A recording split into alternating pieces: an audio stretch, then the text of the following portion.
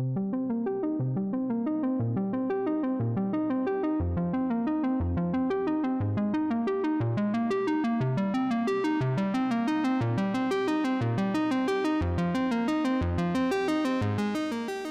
few people are still trickling in, but I might just kick off with some of the introductions. Yes, hello everyone. Thank you very much for joining us today, particularly on this very sunny day. It's going to be 36 degrees in London later, which is filling me with dread a little bit. Just checked, 28 in Guernsey, so it looks like wherever you are, Data fans and aircon. I'm Josie Filmer. I'm Talent and Networks Director at Blenheim Chalcot. I'm going to be facilitating the discussion today and introducing today's main speaker. Just wanted to kick off by saying a big thank you to Digital Greenhouse for inviting us to talk today and helping to organise the event. By the way, apologies, there is some building work in the background, so apologies for any of that background noise. Anyway, by way of brief introduction, Blenheim Chalcot is a digital venture builder. The UK's largest venture builder, founded back in 1998 by Charles Mindenhall and Manoj Dali. And in that time, it built over 40 digital businesses, taking them from startup to scale up, and in some cases through to exit alongside entrepreneurs. And we at Blenheim Chalcot have been working with State of Guernsey, Digital Greenhouse, and Digilisys, digital transformation specialist, on a programme of work to make Guernsey a go-to place for building digital businesses through a range of initiatives working on things like skills and market building, which collectively work to make an ecosystem which enables innovative digital businesses to thrive. Of course, leveraging many of the advantages and strong foundations that Guernsey has. So as part of this programme of work, we wanted to share a few of our learnings and experiences from venture building with some Guernsey businesses, entrepreneurs and change makers, i.e. all of you lot. So we hope to do some of that in today's webinar. We do hope to do more events like these at some point, hopefully on island, fingers crossed, we'll see. Anyway, without further ado, I'm delighted to introduce our co-founding partner, Charles Mindenhall, who, through 20 years of venture building, numerous pivots and change of tack in order to get businesses where they are now, has a wealth of experience, which I'm hoping we can extract and share with you today. So in order to do that, I'm going to ask a few questions to construct the discussion. There are a few resources that I think Charles wants to point to at some point. So Katie, the host webinar, is kindly going to share the resources at that point. So if one of us refers to Katie, that's why, and that's who she is. Thanks very much, Katie. We're going to pick up questions at the end. Please do ask questions. If you could pop them into the chat, I will see them and we can pick them up at the end. Anyway, as I said, thank you very much. And Charles, thank you very, very much for joining us today. To kick off, what does Agile strategy mean to you? And why do you think that's an important concept? Well, thanks, Josie, and morning, everyone. I hope you're all very well in these unusual times. So, Agile strategy, we cast our mind back, we started what is now Blenheim Chalcot about 22 years ago. That was in 1998, and we started back then with an internet services business. And probably some of you might be able to remember that period, but that was the original dot-com boom. And actually there was a dislocation going on in much the same way that there's a dislocation now happening in the market as a result of coronavirus, both positive and negative dislocations, by the way, going on as a result of coronavirus. But back in 1998, the big dislocation there, of course, was the advent of the internet. And not many people had used it back in those days. Had used various, perhaps, email clients like CompuServe and AOL and so on, but weren't necessarily that well versed in what was going on with the internet. And when we started our business back in '98, the idea was that there was this huge change taking place. Digital technology, it wasn't even called digital back then, by the way. It is called digital now, but it wasn't back then. there was going to be this huge change driven by the internet and take up of the internet. And that's how we got started originally. And it was based on a dislocation in the market. And so it wasn't that we had lots of resources, lots of money, lots of great insight, or quite frankly, in those days, lots of great tech capability. I knew a few people who did have some tech knowledge, but it wasn't the sort of industry that we have today from a digital skills, tech skills, software engineering perspective. And but what we did see was this dislocation. And what we did also realize was lots of big companies, lots of large companies weren't geared up to take advantage of what was going on with the internet, both from their own perspective of what they were doing in their own businesses, but also actually there was no industry providing services to help people with what was going on in the internet. And that's how we got started with Net Decisions. So my sort of take on Agile strategy was, here was a change. It was a dislocation, a disruption in the market, was driven by this new technology and driven by the fact that people didn't know really what to do with it. But there was an opportunity to build businesses, to create a business back in those days in 1998, and created a business called Net Decisions that could help other companies figure out what to do about the internet, and then we would build their websites as they were known back in those days, not digital platforms, they were just plain old websites. We'd build websites and help large corporates figure out what to do. So our sort of concept of Agile strategy was sort of seeing an opportunity that wasn't being fulfilled by other people in the market, seeing that it was going to be quite big, hopefully it was going to grow over time, and that we could create a way of fulfilling that opportunity. We could sort of step into a gap that existed that other people weren't stepping into, and that there was demand, that people wanted to find a way to solve this problem, but they didn't have the skills and expertise to do it themselves. And that's how we got our foothold back in the day with Net Decisions in '98. Actually, what happened was we started it in my flat on an ironing board because we didn't have any furniture at the time in the flat, and we grew to about 1,500 people in 18 months. That was an extraordinary time, by the way. To imagine in your late 20s, you start this thing, you think you'll build a business of maybe 20 to 30 people, helping other people sort out what they want to do with the internet. And then 18 months later, you find you've grown to 1,500 people and 13 offices around the world. That was not planned, by the way. So that journey we went on was, yes, there was an opportunity. We had to be quite agile in order to get into the market. Big companies didn't respond to it. They weren't stepping into the market at the time.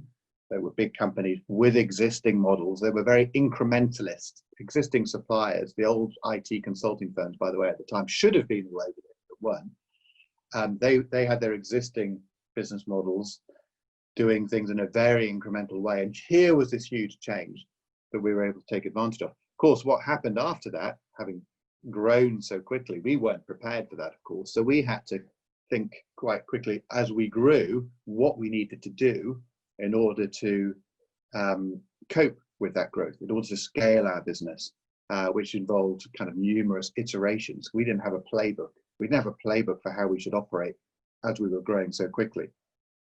So with Agile strategy, it's all about being responsive and flexible to the environment you're in. And when we talk about it now with our people internally, when we talk to our businesses about how to think about growing and developing their businesses, we build lots of ventures. We've built about 40 over the last 20 years on the back of that original Net Decisions success in the early days of the internet.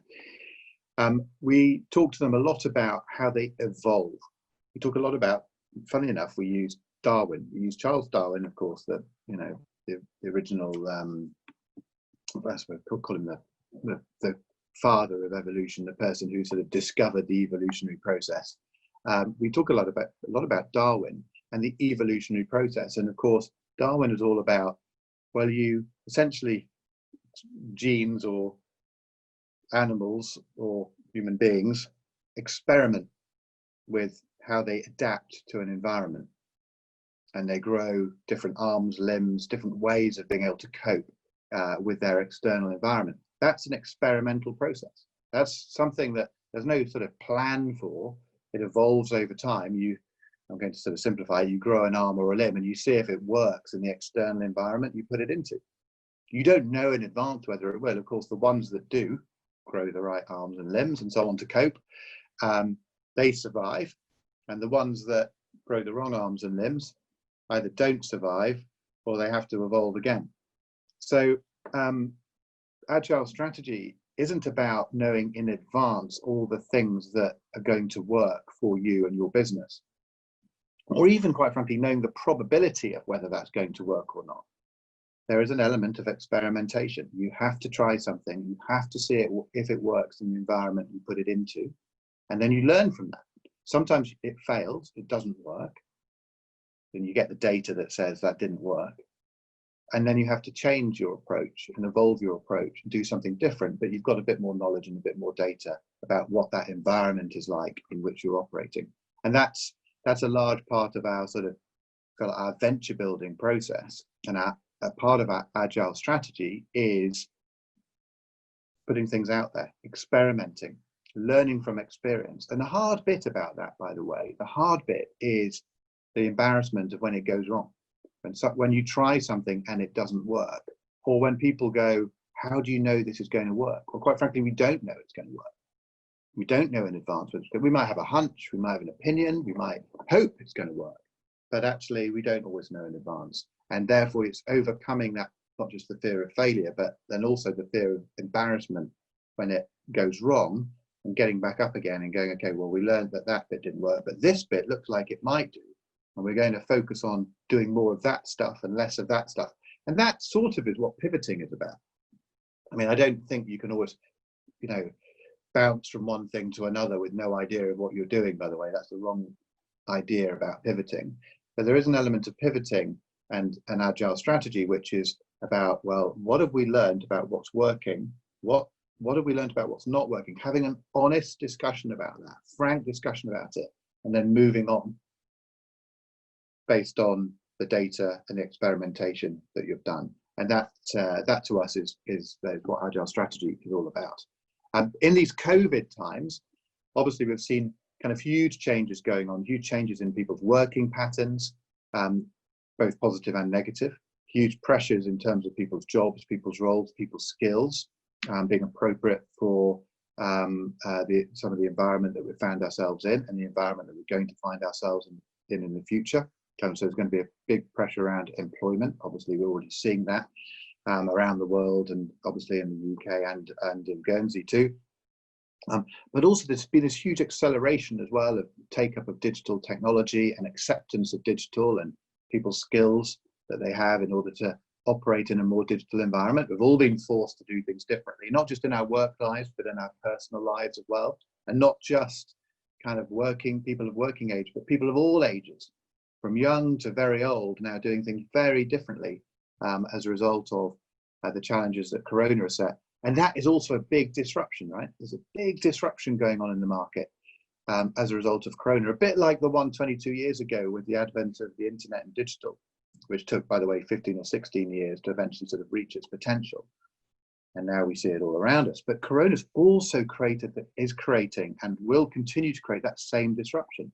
We have vastly more digital skills now over the last 3 to 4 months than we did before as companies and as individuals. And the question is, what do you do with those? What can you do with those? How does that enable us to operate differently?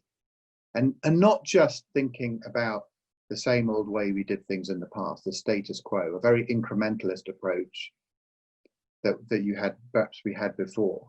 Not just continuing to go, I'll just go back to my old business model and my old way of doing things, but now there are many more different ways we can think about how we operate. And that obviously Corona has accelerated that transition. And it does bring us back to a bit of that Darwin stuff, by the way, and favorite quote that we sort of often talk about from Darwin is, it's not the strongest that survive, it's not the smartest that survive, not the most intelligent that survive, it's the ones that are most flexible, the ones that are most adaptable that survive. And I think that's the mindset we need now, and that's what Agile strategy means to us. Thank you very much. You and Manoj started out as strategy consultants. So just wondering if through all this experience, which you just spoke about there, there been any particular frameworks or models that you learned during that time, which have been useful and you've thought about quite a bit?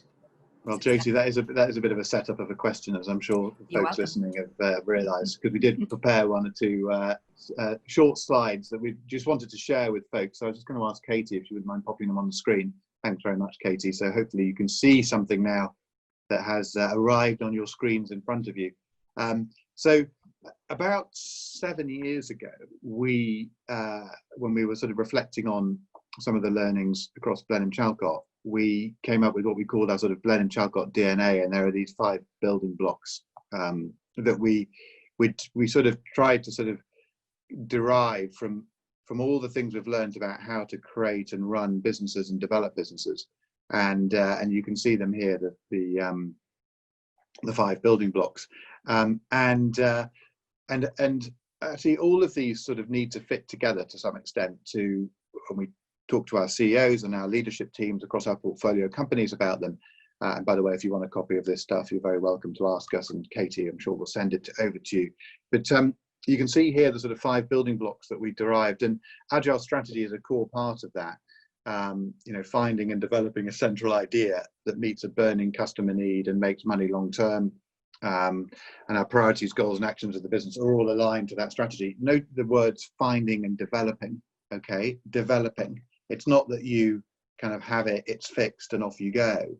This is about something that kind of evolves and changes over time, based on experience, and based on that. There is a vision of where you want to get to, okay, but how you get there, how you achieve that idea, changes based on the experience of operating in the external environment. It's easy to talk about burning needs that people have and pain that people have and finding a competitive advantage and a unique solution to a problem. You don't really know if you've got it, quite frankly, until you put it out there, into the market and see whether customers really want it, really value it, are prepared to pay for it. Okay, and also whether you've got something that's unique compared to what other competitors might be able to offer. So Agile strategy has always been a very important part of our DNA, but we've also got other building blocks. We talk a lot about governance, how we manage, run our businesses and the teams within them. And that's not just about kind of governance as in ticking all the boxes with compliance and risk and everything else, as important as that is, and it is important, but it's also about how you have the right discussion about what's going on in the business and how you raise issues and tackle them in a productive way with your different teams, how you flag the things that aren't working as well as the things that are working. So governance is and putting the right governance mechanisms, the right oversight mechanisms, the right review mechanisms in place is a very important part of the business building process. And then we also have disciplined processes. Again, we've also strongly believed that it's not just about strategy, obviously, it's not just about the idea, it's about the execution of the idea. So that's a very important role that process and execution has to play. Financial management is absolutely key. Understanding the unit economics of what you're doing, as well as obviously broader P&Ls and how the business is performing, but actually in the early stages, really deeply understanding the unit economics of your product or service that you're offering into the market, where it will make money or not, as the case may be.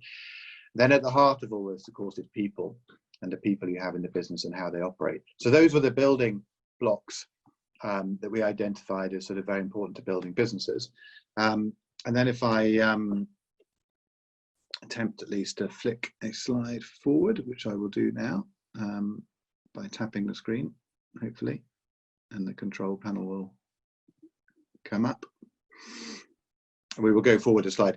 We in our former lives, don't blame us for this, by the way, but we were there we go. We were oops, it's gone forward 2 now. I'm pressing it.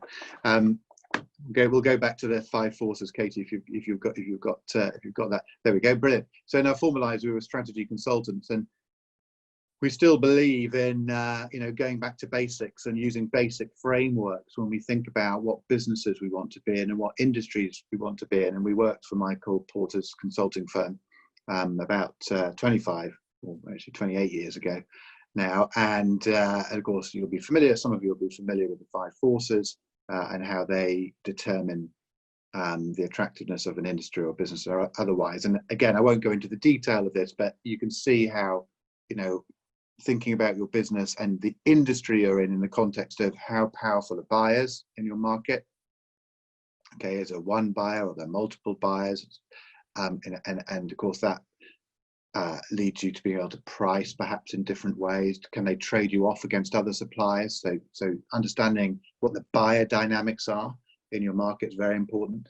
Understanding the suppliers to you, so people who are supplying you with your goods and materials or services, do they have a lot of power over you or not? Can they charge you more or less, as the case may be?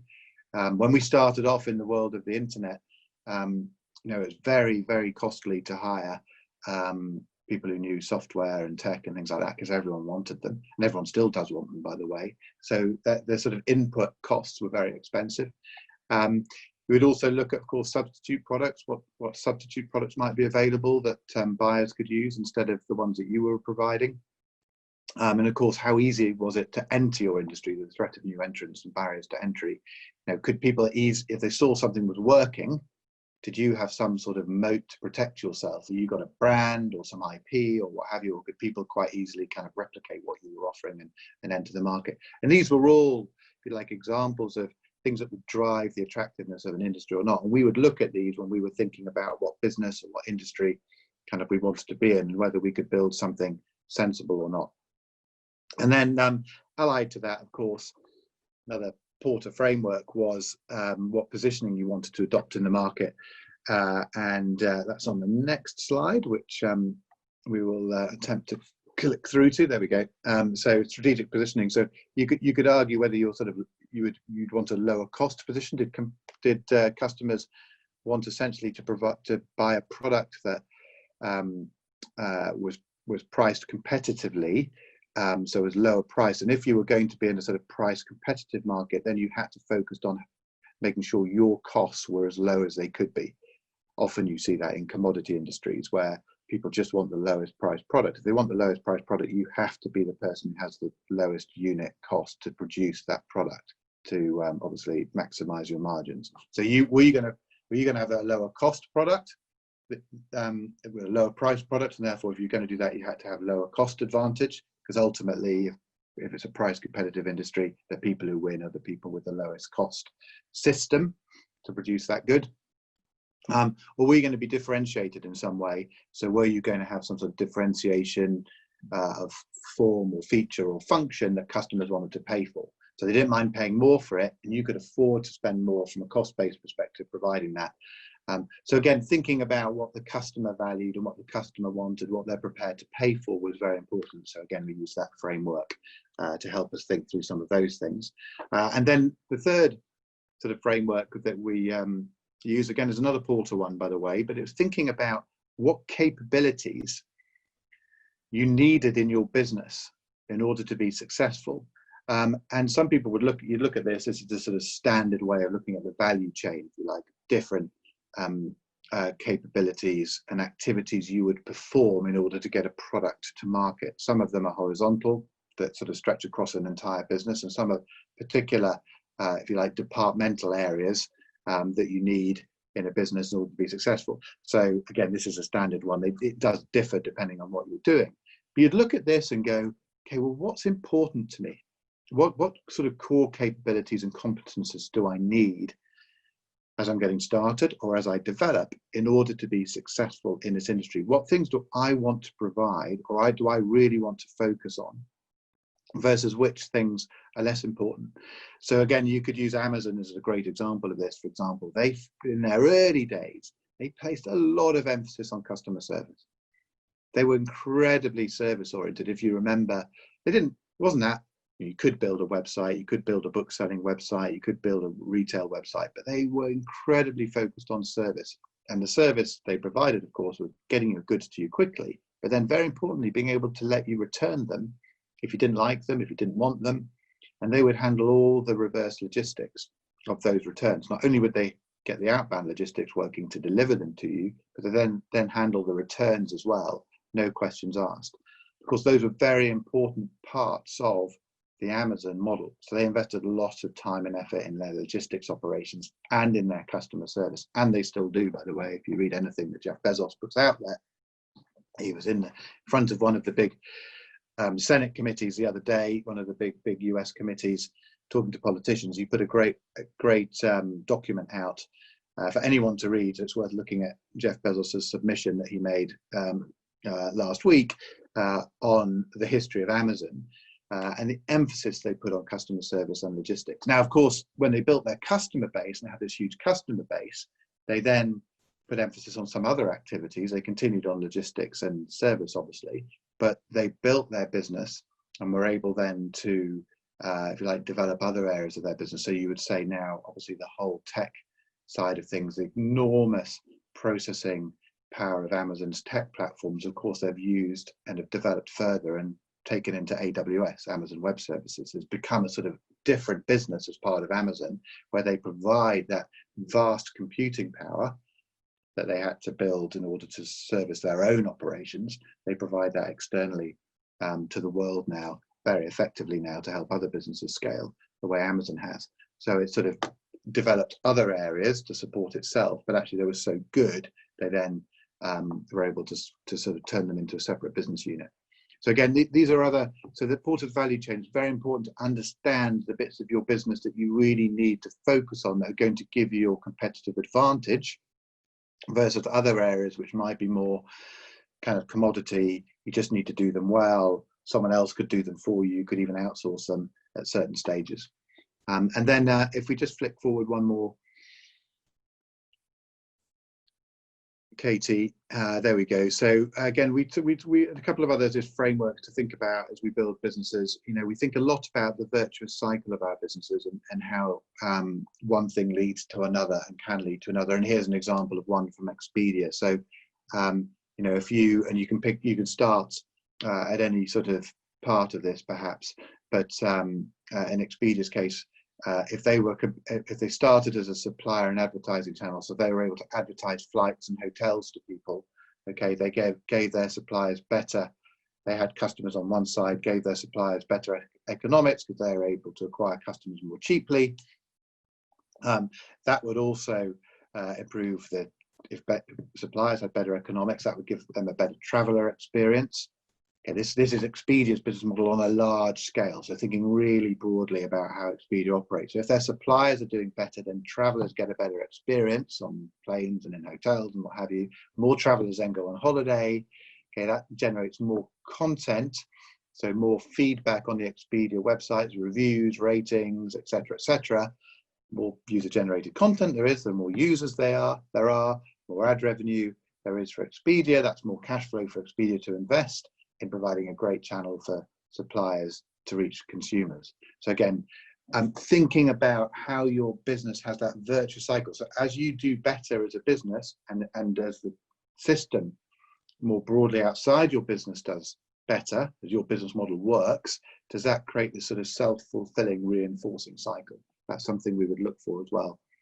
And we'd have to test that as we go, right? So we'd be thinking about, okay, does that really lead to the next thing? Does that lead to the next thing? And if you can get the flywheel working, that's great. But of course, you don't know in advance whether that's going to happen or not. So we'd run lots of experiments and tests in our businesses to see if that would work. And then the final slide over the page here, we'd often talk about what must be true to make a business work, what needs to be true. We don't know if these things are true at the moment, but we need to work out whether something will work on it. We need to work out what needs to be true to make a business work. So this is an example for our apprenticeships business, Arch, back about seven years ago. We started writing down, okay, what assumptions have we made about this business for it to work? And then how can we work out whether those assumptions are holding true or not? And we'd look for the data to figure those out. And here were the assumptions that we put down. So again, these are frameworks that we use as we're sort of developing what we think of as our strategy in an agile, adaptable way. We would use these frameworks and we'd refer back to them in our sort of regular governance reviews to go, okay, so what's going on? Is this industry attractive or not? Is this business attractive or not? What do the 5 forces look like? What should our positioning be in the industry? Is it differentiated or lower cost? What do customers actually value? What do they want? keep revisiting those things. We'd look at what areas of the value chain we needed to be focused on, what capabilities we needed to build that were really important in the business. Some we didn't need to worry about, we could figure out later on, quite frankly, but what are the 2 or 3 areas in the value chain we needed to figure out. And then we'd sort of wrap that all together and go, okay, so this business needs to work, what needs to be true? And then we would keep reviewing those assumptions as we went. So again, that's how we would think about agile strategy from a Blenheim Chalcot perspective, and some of the frameworks that we'd use as we went through that. Great, thank you. As you said earlier, in recent times, there's been a particular need to be agile and think in this way. I think that we were hoping you might be able to share an example from Blenheim Chalcot portfolio in terms of how one of the businesses has responded and been agile recently. Sure, thanks, Josie. And again, I know we're going to get a bit of time for questions towards the end, so do make sure you're thinking about some of the questions you want to ask, and you can post them on perhaps the chat Q&A function as well if you'd like to. But clearly, as we've gone through Corona, a lot of people have had to rethink, what they're doing, and whether some, when we're talking about what must be true to make a business work, some of those assumptions that we made, or some of the assumptions around the market we were operating in and the nature of that market, those have changed.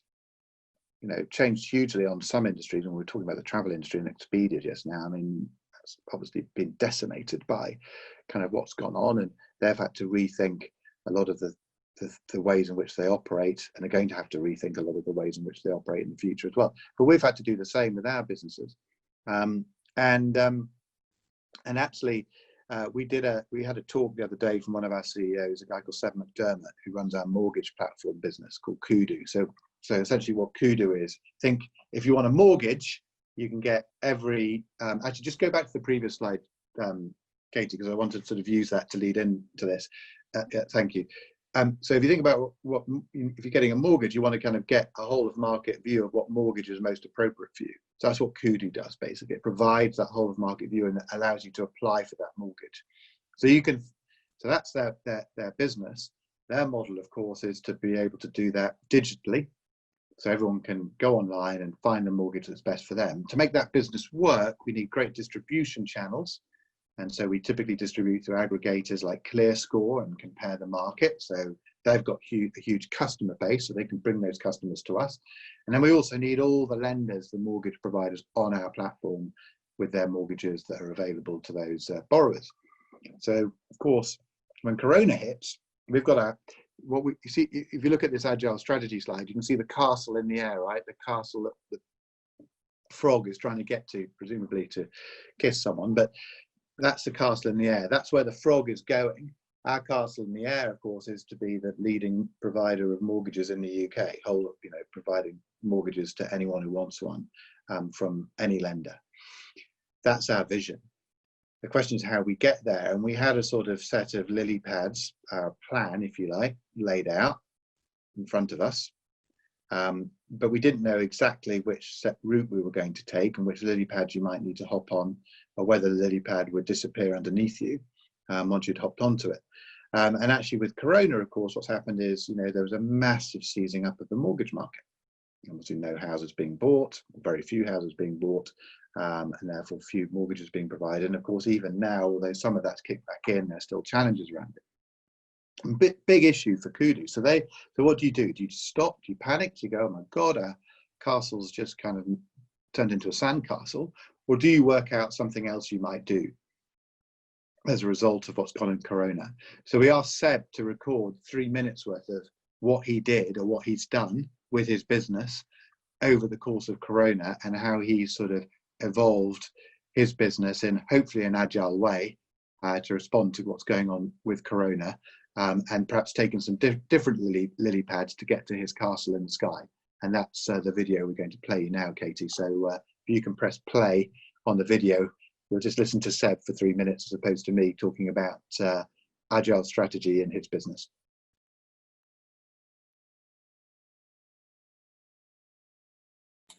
At the start of the year, we had 4 company objectives. These were the top level of our OKRs, and then of course COVID hit, and we had to very quickly reassess and adapt.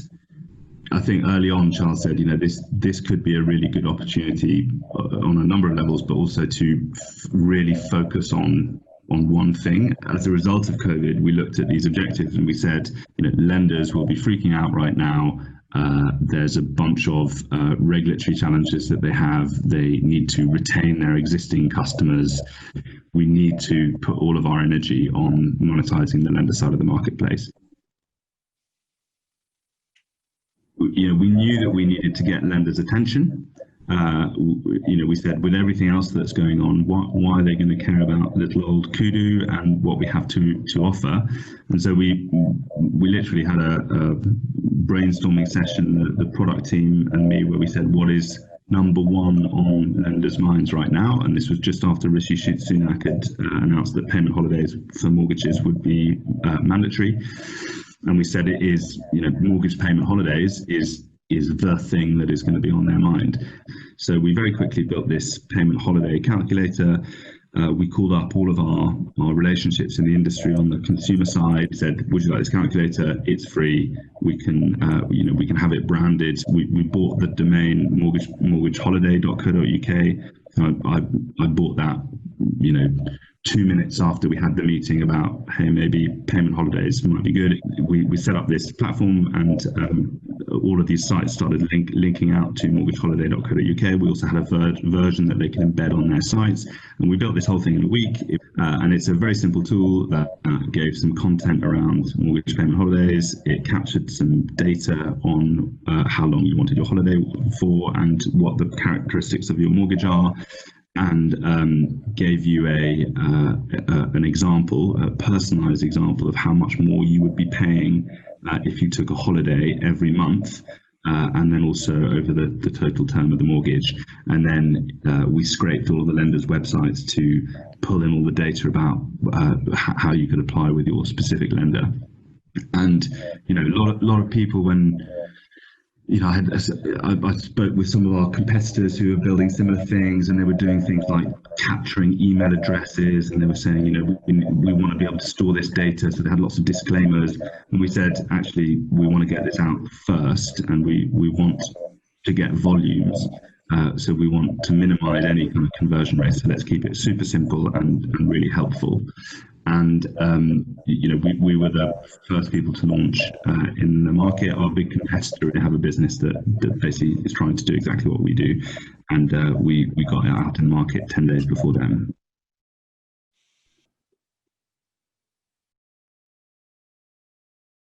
So there we go. There was Seb talking you through the way that Kudu responded to the Corona crisis and what they did. And actually what's interesting is, they had their original business model, but what this has enabled them to do is not just get the mortgage payment holiday service up and running, but actually it's really elevated their business in the minds of those lenders, the lenders that they kind of were working with anyway, and more of whom they wanted to work with in the future.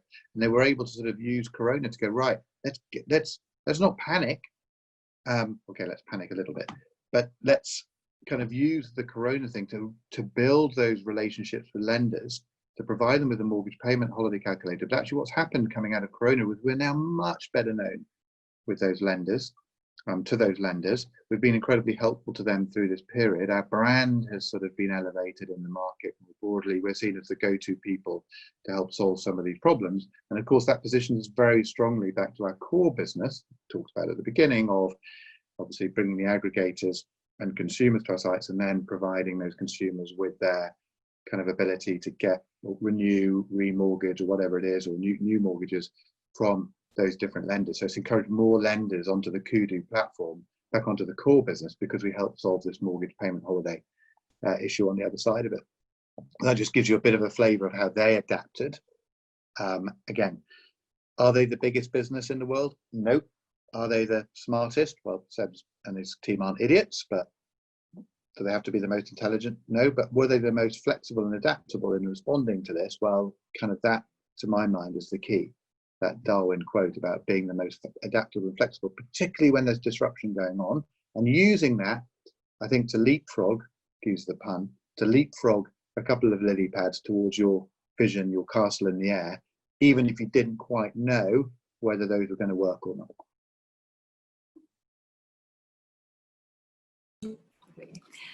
Thank you. So we've got about 15 minutes left, so we'll move on to questions shortly. But before doing so, one sort of Guernsey-specific question, Charles. Obviously, Guernsey does have many unique features as a region and has come out of the crisis much faster than other regions. So any tips that you would give Guernsey businesses in applying Agile strategy or any of those strategic frameworks right now? Well, look, I wouldn't assume that I necessarily know lots about your individual businesses and all the ways in which you're already operating, and I'm sure you are responding and managing through this period of time as best you can, and I'm sure you're doing that in a good way too. But it is undoubtedly the case that we are now in a much more digital world. Okay, stating the blindingly obvious, we are in a much more digital world than we were 6 months ago, where digital skills are more important than ever. Digital skills and capabilities are more important than ever in terms of how your businesses kind of operate in this new environment that we are in now, but that we are going to be in the next 12 to 24, 36 months. So we've all got these, we've all done different things digitally, whether it's more e-commerce, more shopping online, or more digital banking, or more video conferencing calls. We've got more skills than we had before. So as consumers and businesses, we have more skills. But think about where that leads us now, where that leads our economies and where that leads our businesses, because it's going to mean that many more things are possible in the future than were probably possible before. They're certainly going to be possible more quickly. If you think, I think UK retail done online, it's gone from 18% of total retail to 28% in 4 months, 5 months. That's an extraordinary kind of increase just in one area. So with that increased digital facility and capability that we have as consumers and businesses, that then means we as businesses need to be able to respond to that. We need to be able to do more things online, deliver more services online, think about where that world is going, because people have more skills and capabilities themselves to do things online. So what do we as businesses need to do to deliver services now in that world that's changing? So I'd probably be saying double down on your digital skills and capabilities in general that you have in your businesses, because they're going to be needed. You're going to need to think about how you get those skills, inject those skills into your business to be successful in the future. I'd say also, because we're entering a world of turbulence over the next 24 to 36 months, there are a lot of different scenarios for how the world might evolve, all of whom which have sort of probably the same level of probability. There aren't as many certainties as we had before. So, you know, where you could have said, oh, we're 90% certain the world, you know, will 99% certain everyone will be traveling this year. Well, 20% certain people will be traveling, 20% certain people won't be traveling, 20% certain this might happen. There's sort of equal levels of probability to lots of scenarios. So we're entering this world where there isn't much solid ground. So try in your business to find where some solid ground is. And whatever happens, this is probably likely to be the case. Whatever happens everywhere else in the world, use that as your solid ground, your anchor points, but then be prepared for the other scenarios. Be prepared to sort of go, look, be prepared to adapt and be flexible as a result of how things might unfold. I think so. So I think those sort of agile thinking, flexibility, and a lot of that comes around to forcing yourself every week, every month to kind of revisit the assumptions that you've made. To not just assume everything's going to carry on as it was last month or the month before that, to say, okay, what have we learned that's new, and how does that mean we need to adjust and adapt as a result of that?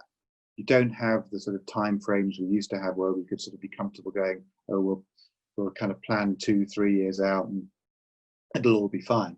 You sort of need to challenge yourself to revisit some of those assumptions, I think. And the final thing I'd say is I do think that the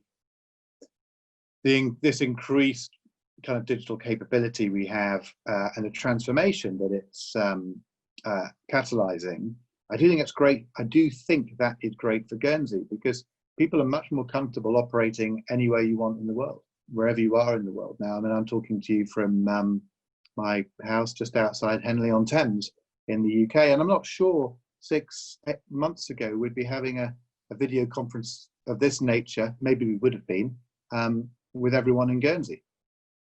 Not everyone in Guernsey, I mean, the people are actually on this call at the moment, but I'm not sure we'd have been doing that. Would I have been as comfortable doing that? Would my colleagues be? Would you be? Would we all be kind of willing to jump onto Zoom?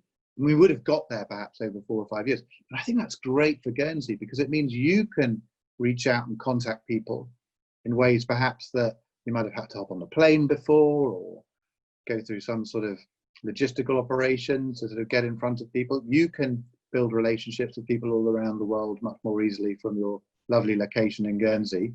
That means you can sell your products and services, you can interact with people, but you can get knowledge and ideas back into Guernsey as well from other locations too. So that sort of interchange and exchange that can happen, I think, through media like this, I think is a great thing for Guernsey. And so again, you'd say to yourself, how do you take advantage of that? How do you make the most of it?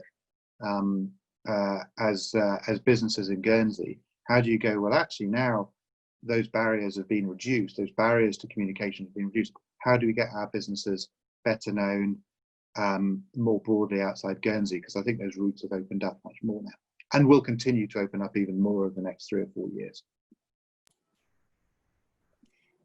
Great, thank you. So we've got 10 minutes of questions. So yeah, a reminder, you can pop questions in the chat, or alternatively you can, I think, put your hand up and Katie can tell us that you've done that and unmute you. So if you prefer to verbally say your question, you can put your hand up. Otherwise, I can read it out from the chat. So to kick questions off, we've got one here. So Charles, this one is from, I hope she doesn't mind not being anonymous, from Lucy Kirby. So you mentioned your early startup stage and very significant growth. Scaling quickly, what should businesses who find themselves growing at pace focus on? Great question. Thanks, Lucy. Again, I'll give you some opinion and some view on this. It may or may not be necessarily correctly. If you find yourself scaling quickly, one thing that you noticed about quickly scaling businesses is actually the more successful you are, sometimes the more money you need, the more working capital you need as you scale and grow.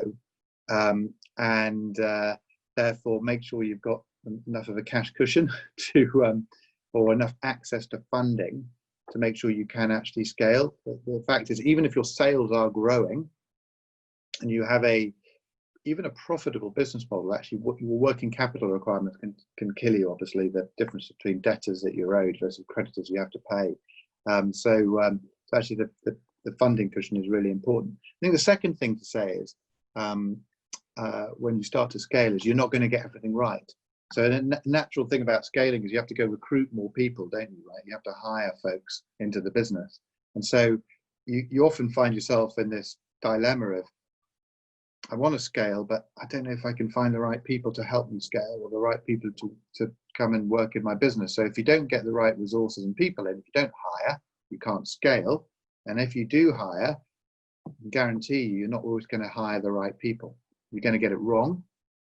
You know, some of the folks you bring in are not necessarily going to be all the right people, and therefore you'll beat yourself up and go, oh, made a mistake, I've hired the wrong person, I'm not going to hire any more people. And actually what we've noticed through Scaled is we don't always we try and make the right recruitment decisions, and we try and make the right people decisions, we try and hire great people into the business, but we don't always get that right. And again, the scale, it's a bit like building a business, putting it out there, figuring out whether people want your product or not. The same thing as you build, people are incredibly important to obviously helping you as you grow your business, but getting the right people on board, you need to, there's an experimental nature of that. And again, you need to get better at that. And probably a good thing to do is find someone who's really good at recruitment to work alongside you, as you go through that process, particularly if you're scaling fast. So you're not getting dragged down into having to do it all, because you've got enough things to do with your clients and product and service and what have you. So working with a recruiter who can help you in an appropriate way is probably a smart, sensible decision. Great, thank you. Got another one here from Bobby Phillips. How developed would a company proposition need to be in order to work with BC? Join accelerator? Question mark. Yeah, thanks, Bobby. Yeah, good question. I mean, we've obviously built a lot of companies over the years from scratch, from the ground up, so from nothing. So the answer to your question, Bobby, is not very developed at all historically.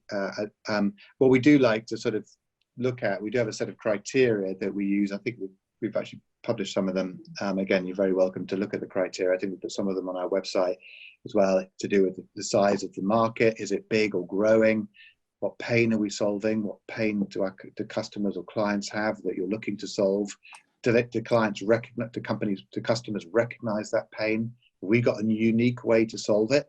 So the idea needs to at least kind of be able to be filtered through some of those criteria. By the way, that might be hypotheses about those things, not proven obviously, because the business isn't built or developed yet, but we typically look to sort of put them through that sort of filter. So at least have answers to some of the questions that are on, or hypotheses about how you'd answer some of the questions that are on that particular filter. Because we've got about 20 companies in the portfolio at the moment, all of which have been going through this sort of Corona and COVID period, we've just been very, very focused, understandably, on making sure we can shepherd all of those through, making sure they answer some of the questions that Lucy just raised, which is, have they got all the cash they need to survive, not just through the current period, but through whatever buffeting might happen in the future? So have they got sufficient working capital to make sure they get through the ups and downs, the different scenarios that we might be hit with? Have they got the right people? Are they, on board to help them through that period? The right people with the right adaptable, flexible mindsets, and so on. So, Bobby, a lot of our stuff at the moment is very focused on shepherding the existing companies through. So we're probably not right now going, let's start lots of new stuff just at this moment. Although I do actually think, in these times of disruption and dislocation, some great businesses will be produced. Necessity is the mother of all invention, isn't it, right? So necessity and desperation occasionally, but you see new things being started now to serve needs that perhaps weren't predicted before this crisis hit. And so I do think now is an interesting time to start companies. We've also been quite focused on just making sure we shepherd all our existing ones through it, though. Yeah, and just to add to that, actually, for any businesses in Guernsey who do want to we work with BC, we do have a range of initiatives, as mentioned at the start, through the economic development program we're doing with Digital Greenhouse. For example, one of the initiatives, scale up support, where we're matching BC mentors with Guernsey businesses who can help talk through things like business models and stuff like that. So I think Katie's just put on the chat a link to the Digital Greenhouse website. We can find out more about that initiative, and that's another way in which you can work with Blenheim Chalcot. We do have another few questions. They've been flooding in. I don't think maybe we have time for one more, if that's okay. So what is one from Wendy? She said, with some skills not always available on island, how can Guernsey firms fill this gap in order to scale up? Great question, Wendy. So again, I think it's one of these dynamics that was building before Corona hit, but I think has been magnified by Corona, which is the ability to access flexible resources, people, staff, in different locations around the world and work together in remote teams, I think has been really accelerated by kind of what's gone on over the next 4 or 5 months. People's willingness to now people were doing this anyway. People talk about the gig economy, right? Doing sort of bits of work here and there. I'm not just talking about Uber drivers and delivery drivers and so on. I'm talking about although that's an important part of this dynamic, and talk about people willing to work much more flexibly and remotely, maybe not part of a business, as in not on the payroll of a business, but able to sort of be willing to do a day or two here or there, or a tour of duty, a period of time working on something. And actually, again, this whole dynamic of Corona, as tough as it's been, has taught people how they can kind of live their lives in a more flexible way, work more collaboratively, but not necessarily all be present in the same room or on the same island in the same location. So I think, Wendy, the answer to your question is actually, I'd be thinking about the capabilities that you might need, but how you can access them through some of the sort of gig economy sites that have popped up, there are freelancer sites all over the place. Actually, eGuru, I think, is one of them. I can't quite remember all the names of them, but there are those sites out there where you can access different skills and capabilities. So I think about how you're building your teams. And again, I think that's one of the great things coming out of Corona, which is forcing us to think differently and giving Guernsey a really good opportunity to tap into skills at scale outside of Guernsey to help tackle to develop businesses on island. But perhaps it wasn't that you couldn't do it before, but perhaps there wasn't enough mass there, enough supply there. But actually, I think coming out of this, there'll be a lot more supply there. Great, thank you. Yeah, thank you so much, Charles, for making the time, and thank you again to everyone who dialed into the webinar. Yeah, we very much appreciate you giving your time Friday morning. A couple of things. I think we're going to send around a feedback form after this, and one of those questions is going to be about things you would like to hear about from us in the future. As I said, we hope to do more events like this over the next year, so we'd love to hear more about what you want to hear about. And there was a quick question about slides, and yes, we will circulate materials after the webinar. But yeah, thank you again to everyone. Great. Have a great day.